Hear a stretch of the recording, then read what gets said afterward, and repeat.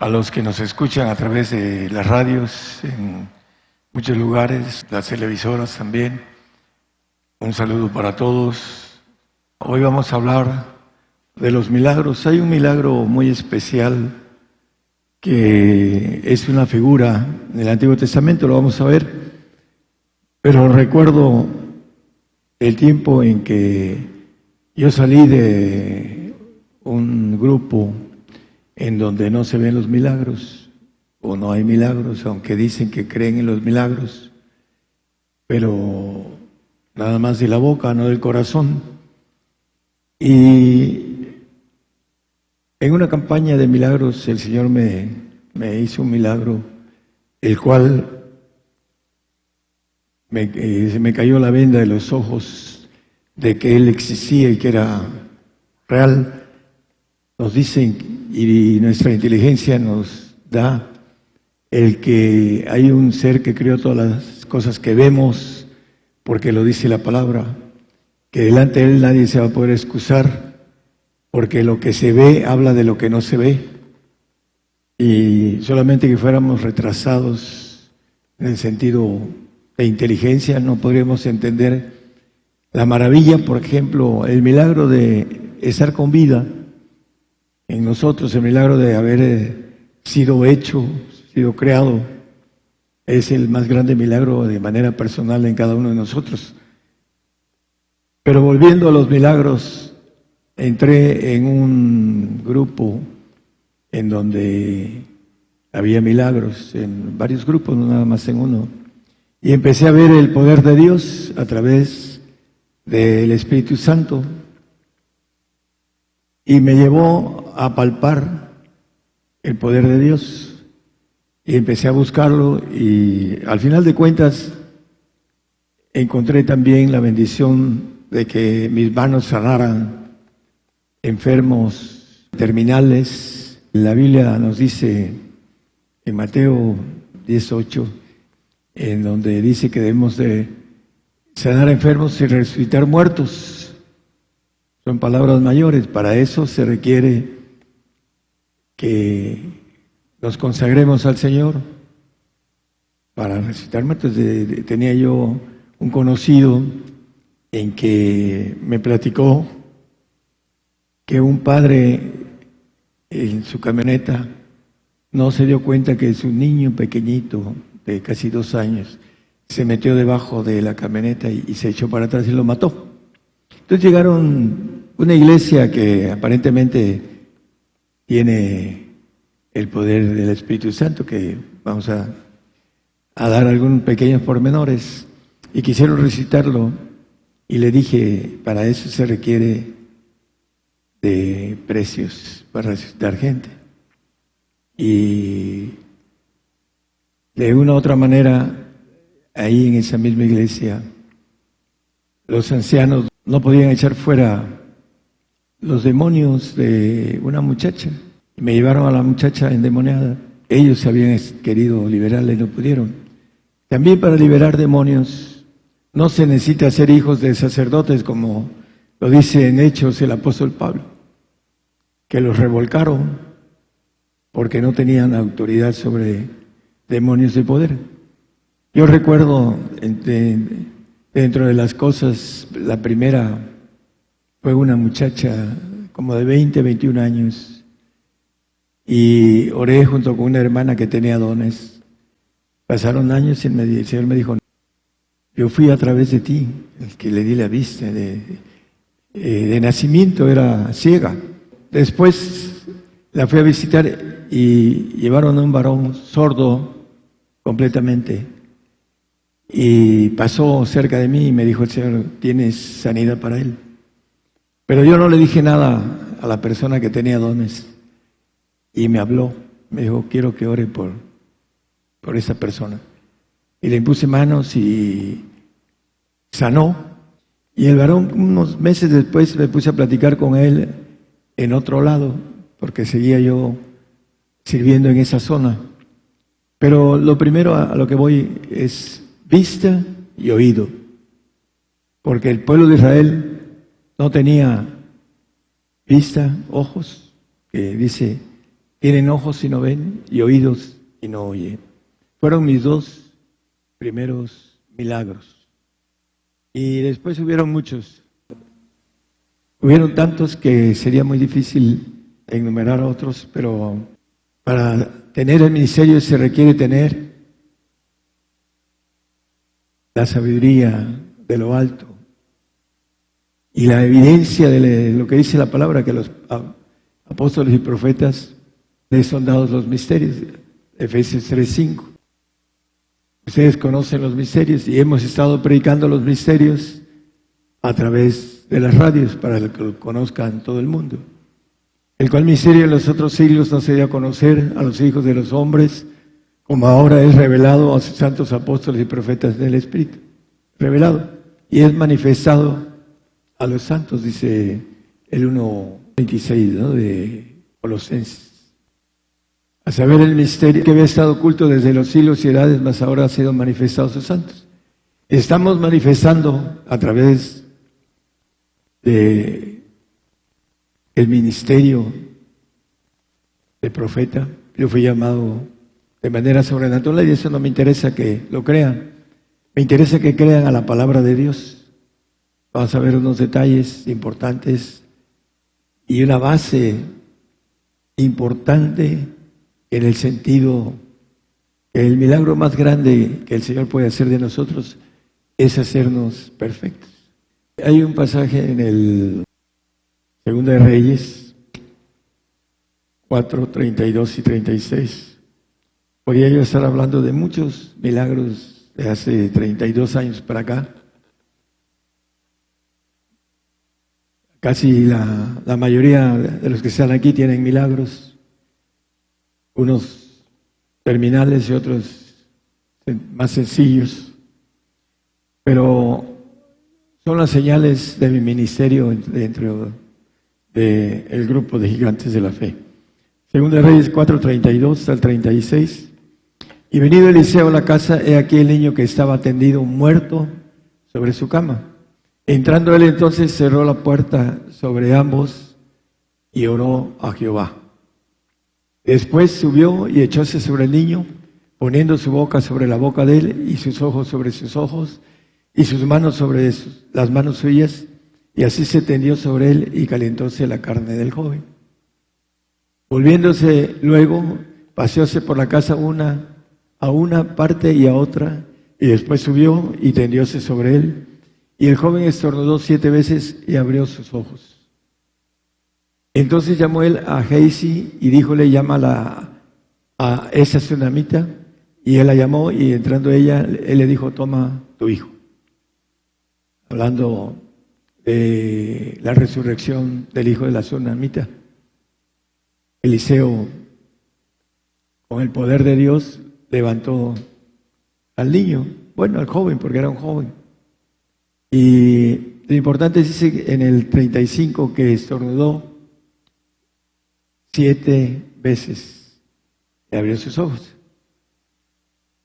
Es una figura, esta mujer y el joven, el hijo varón, a la luz del Apocalipsis, esas 7 veces, en el sentido espiritual dice Apocalipsis 5, 6, dice, y miré y aquí en medio del trono y de los 4 animales y en medio de los ancianos está un cordero como inmolado, Cristo, que tenía 7 cuernos y 7 ojos, que son los 7 espíritus de Dios enviados en toda la tierra.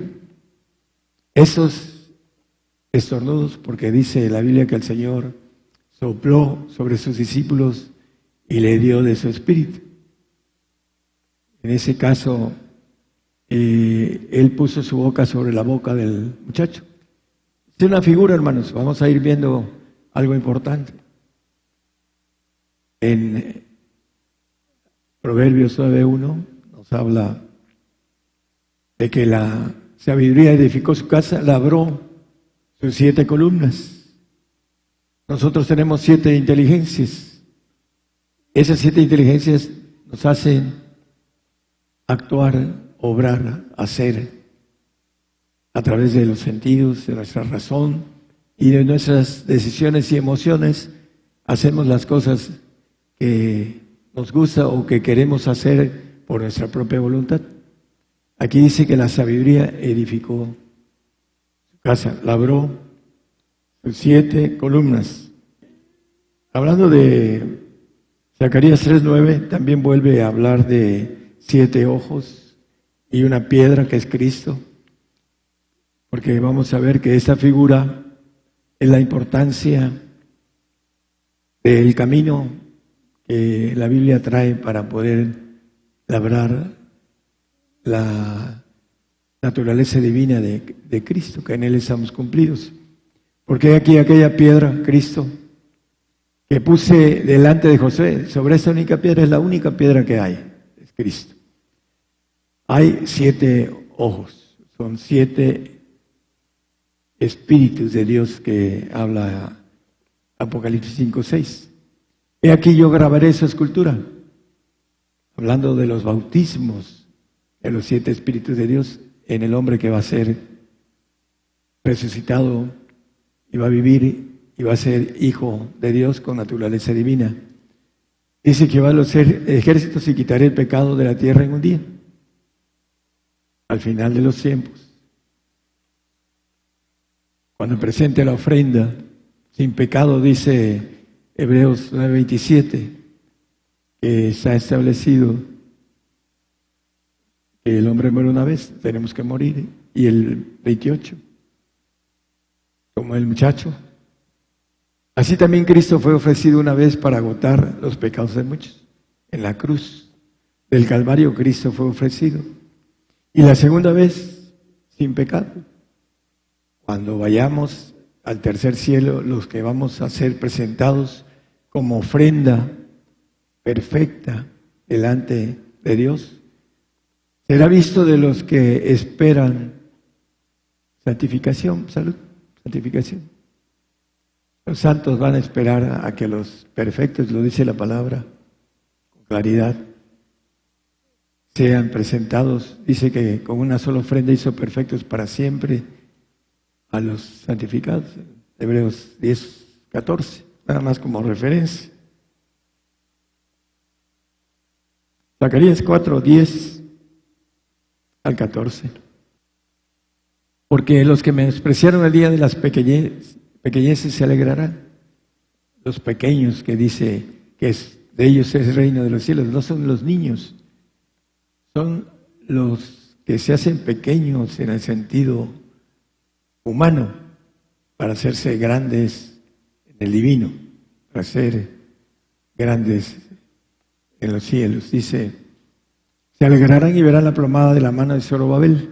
Aquellos 7 son los ojos de Jehová que recorren por toda la tierra. Los 7 espíritus de Dios recorriendo la tierra para tomar. Vamos a seguir lo que dice Zacarías. Hablé más y díjele qué significan estas 2 olivas a la derecha del candelero y a su izquierda. Hablé aún de nuevo y díjele qué significan las 2 ramas de oliva que por medio de 2 tubos de oro vierten de así aceite como oro. El oro representa al Padre. Y respondiéndome diciendo, ¿no sabes qué es esto? Y dije, Señor mío, no. Y aquí está la respuesta. Y él dijo, estos 2 hijos de aceite son los que están delante del Señor de toda la tierra. Los 2 hijos de aceite.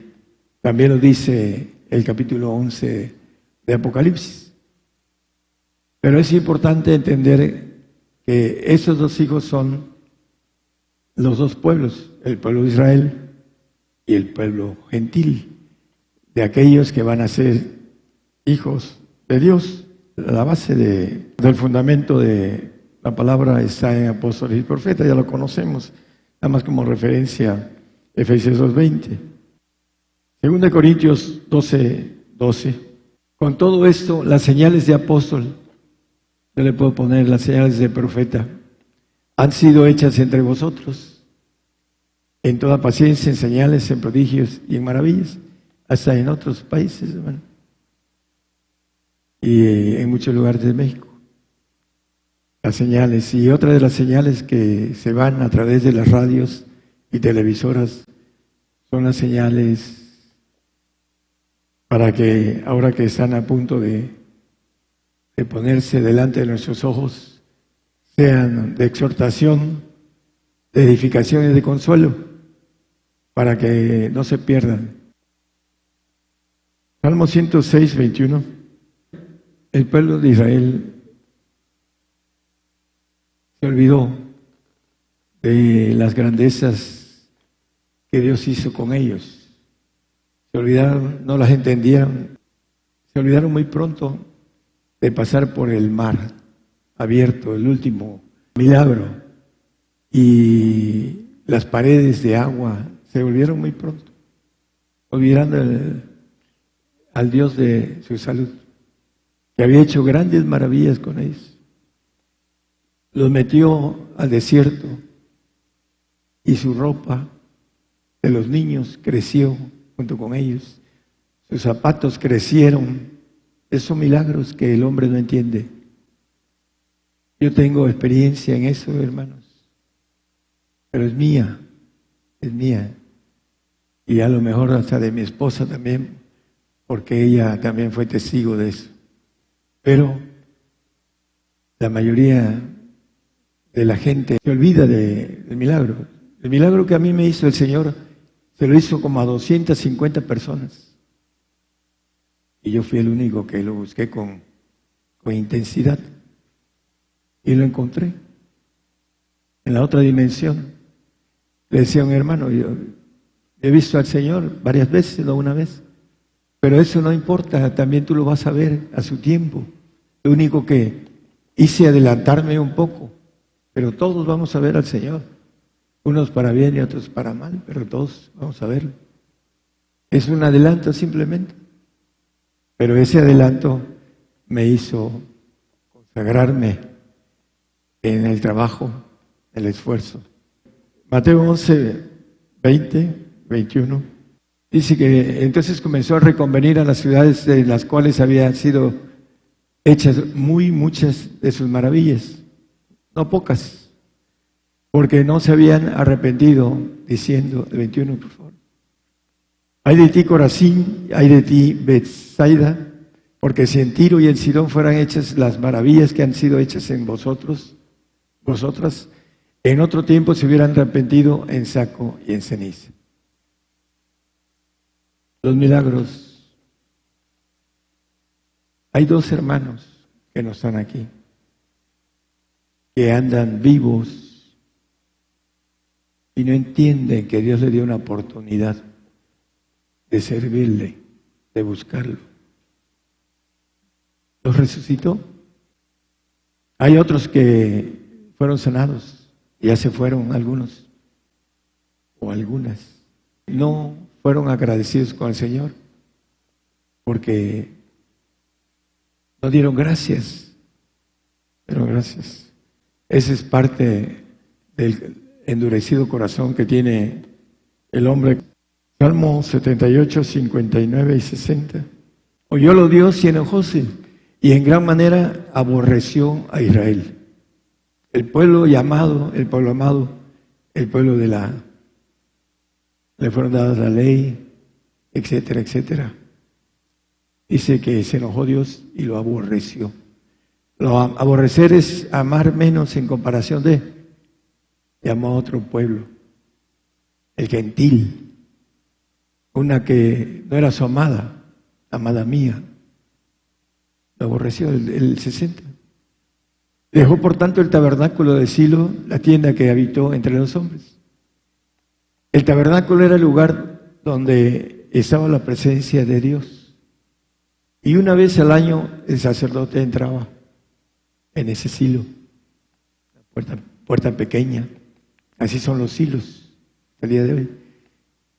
Dice que lo dejó, el que habitó entre ellos. ¿Qué quiere decir esto exactamente? El tabernáculo es el lugar, la figura de la perfección. Lo que es el área del sacerdote, le dice santuario. Ahí es donde está el santo. Pero el tabernáculo es la perfección. Y Él dejó el tabernáculo, les quitó la perfección al pueblo de Israel, hablando de el pueblo. Estamos hablando del pueblo, no de los grandes hombres de la fe. Eso sí, se alcanzaron la bendición, pero el pueblo no. Es importante entonces entender el castigo que Dios le dio al pueblo de Israel. Los desechó. Juan capítulo 6, 64. Dice, mas hay algunos de vosotros que no creen, porque Jesús desde el principio sabía quiénes eran los que no creían y quién le había de entregar. ¿Y quién le había de entregar? Judas Iscariote venía de una maldición de padres. Por eso entró ahí a robar la tesorería del Señor. No le importó. ¿Saben qué pasó con Judas? Iba durmiendo en la barca. Señor, Señor, dice, despierta que perecemos. Ahí estaba Judas. Y el Señor aquieta el aire y el mar. Y dicen los discípulos, ¿quién es este que el viento y la mar le obedecen? Él vio ese milagro portentoso. Vio cuando le dijo a Lázaro, Lázaro, sal fuera. No, es que ya hiede, el Señor tiene 4 días de muerto. Y Lázaro salió. Y él estaba ahí presente. ¿Qué pasó? ¿Por qué se perdió? Por la maldad que tenía y porque no quiso tener la suerte de los demás.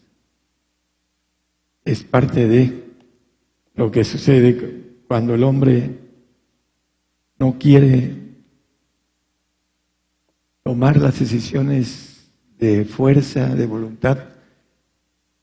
Todos tenemos la capacidad, todos.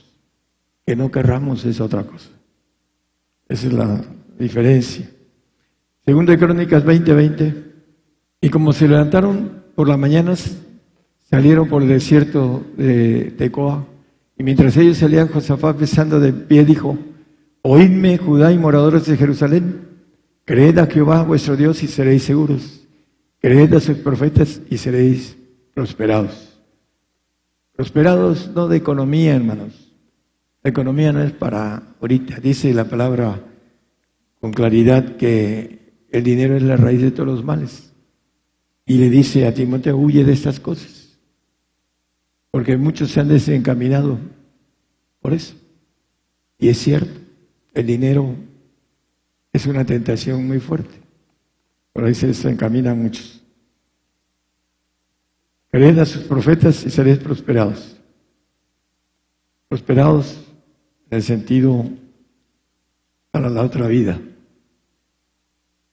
Yo, ¿para qué quiero ser prosperado en la otra vida? Bueno, la otra vida es muy larga, en condiciones diferentes. Yo le digo a mi esposa que volveremos a ser jóvenes y a ustedes también.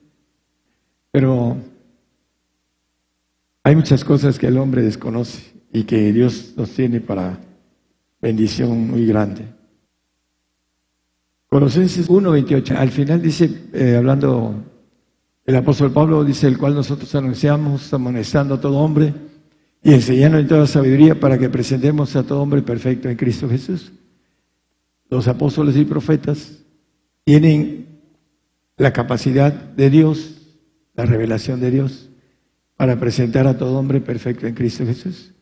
Por eso la figura de Eliseo, con el joven de la tsunamita, lo resucitó y dice que estornudó 7 veces, hablando de una figura que aquí la representa también el apóstol Pablo. Dice en el 3:15 de Filipenses, nosotros los que somos perfectos, el apóstol, todos los que somos perfectos, eso mismo sintamos. El apóstol está en ese pacto de perfección y los profetas también. Dice que cuando vieres a todos los profetas, por supuesto de Dios, porque hay muchísimos que no son de Dios, en el reino de Dios, dice el Señor en el Evangelio. Romanos 15:4. Dice que porque las cosas que antes fueron escritas para nuestra enseñanza fueron escritas, para que por la paciencia y por la consolación de la Escritura tengamos esperanza. La soberbia, el conocimiento de las personas hacen que no alcancen a entender lo que dice la palabra. Fueron escritas para nuestra enseñanza, para eso fueron escritas. 1 Corintios 2, 4, 5. Dice, ni mi palabra ni mi predicación fue con palabras persuasivas de humana sabiduría. ¿Cuántos hombres y cuántas hermanas predican humana sabiduría? Por eso no entienden la santidad. Dice que con demostración del Espíritu y de poder. Ahí vemos a Pablo resucitando también a un joven. Y el siguiente 5. Para que vuestra fe, la fe de ustedes, hermanos, las que están aquí presentes, y los que nos están escuchando, aquel que sea inteligente, que seas, adquiere esa sabiduría y sea inteligente, pueda alcanzar la perfección.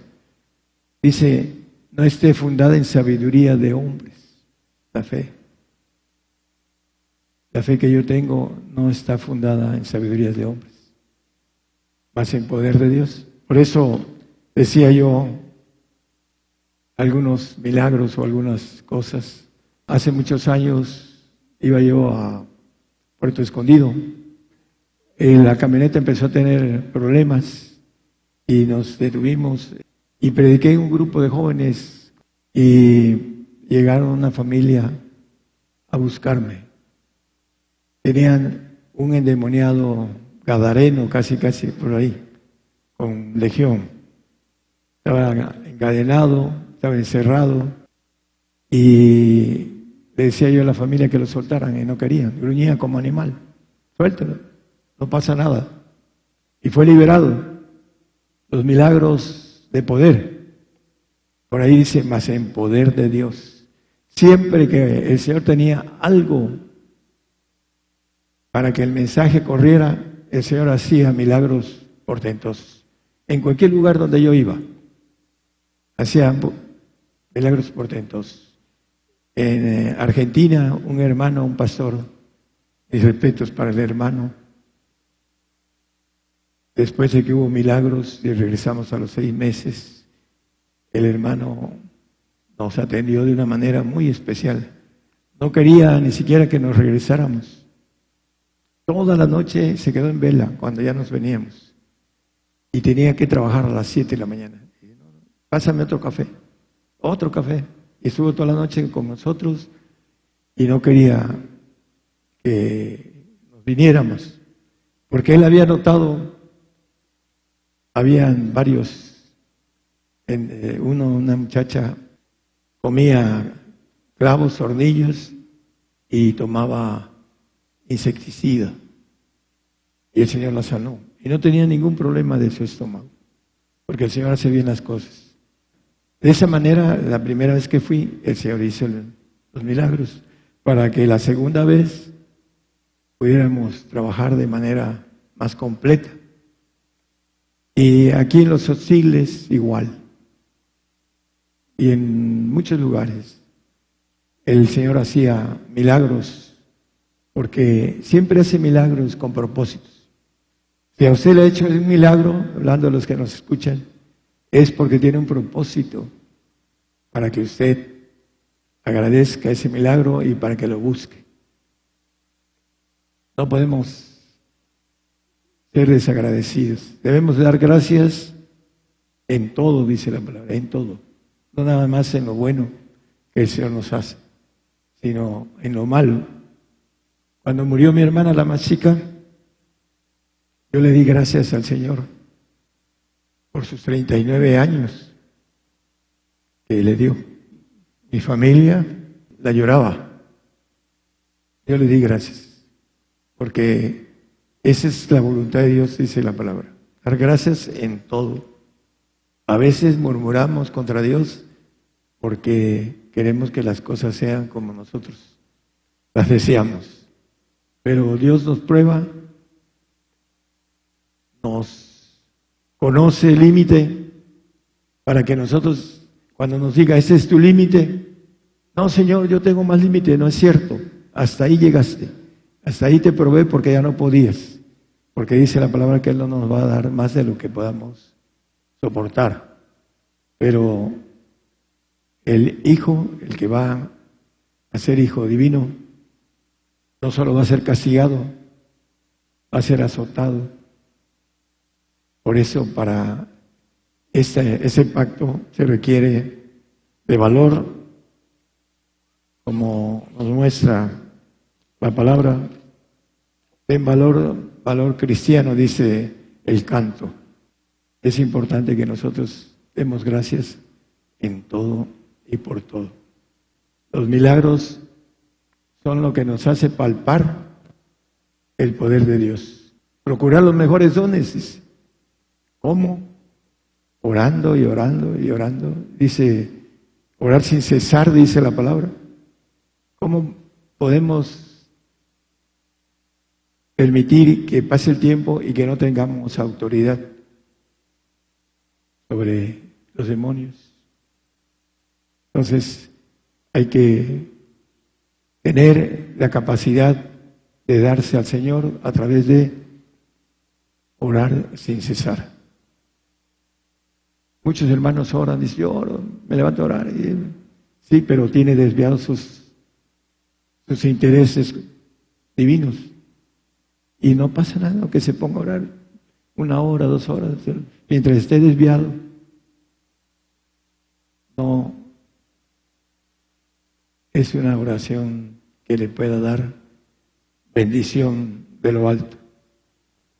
Tenemos que sincerarnos y estar dispuestos a cualquier petición de Dios de parte de nosotros.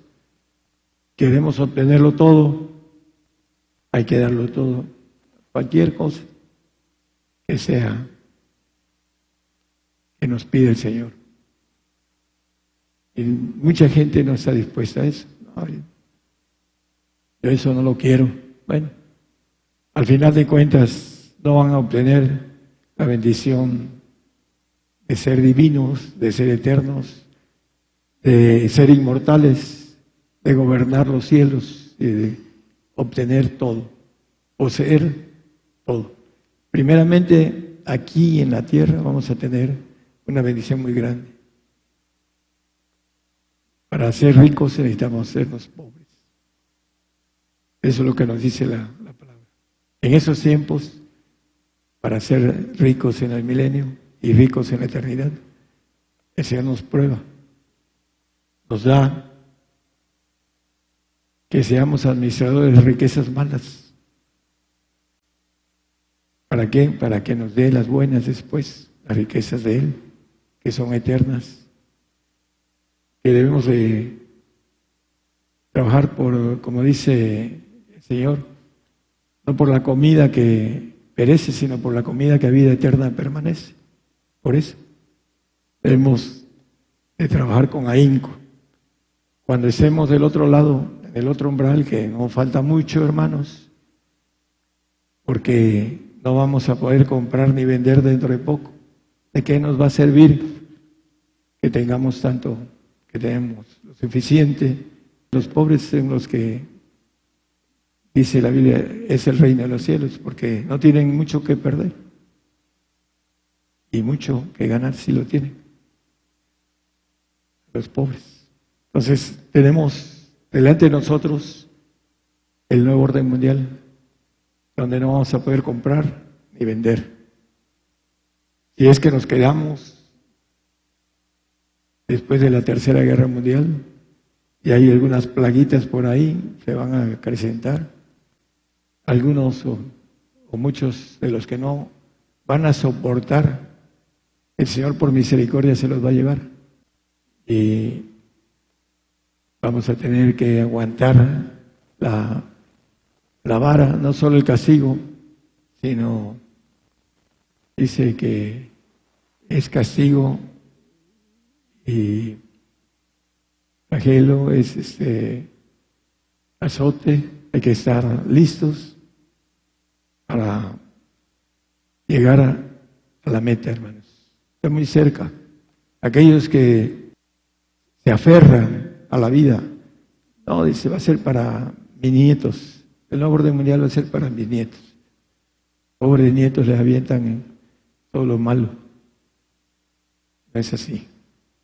Va a ser para nosotros. Estamos muy cercanos a esto. Acuérdense de lo que están escuchando. Aquellos que nos están escuchando por la radio, hermanos, es más para ustedes que para los presentes.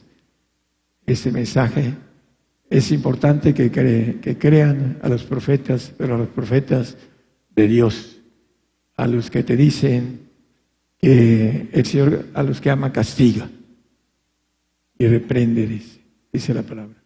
Viene el castigo para la bendición, para que recibamos su amor, dice. Yo reprendo y castigo a todos los que amo. Sé pues celoso y arrepiéntete. Dios les bendiga, hermanos, a todos.